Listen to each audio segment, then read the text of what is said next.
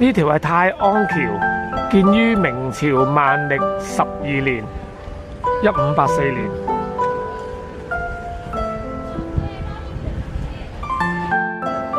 呢條泰安橋咧，建於1584年，橋上面全部都係石板。上到嚟橋頂望落去嘅風景都好靚，見到啲船街度搖橹撐船啦，好有味道啊！呢條叫放生橋，建於明朝隆慶5年，公元1571年，喺清朝嘉慶17年重建，橋長72米，闊5米，高4米，有5個孔，係5孔橋。我哋而家上緊放生橋。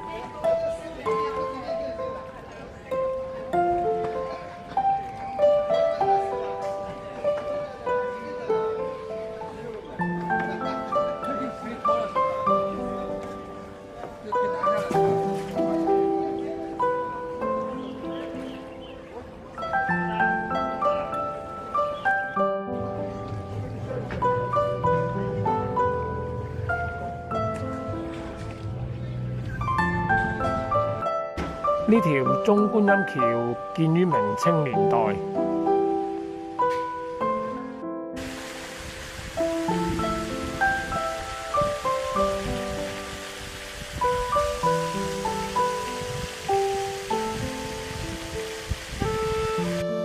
呢條永豐橋咧係1627年建成，橋面咧啲係用石板製造，有啲花紋。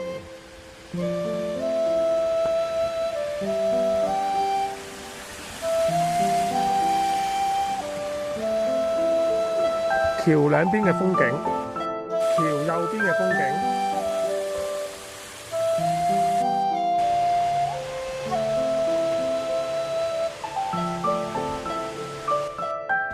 朱家角城隍廟建於乾隆28年1763年，喺光緒7年1881年重建。呢間藥房叫同天和國藥號。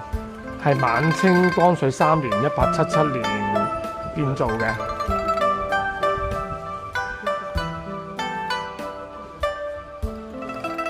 咁依家見到啲藥櫃放滿藥。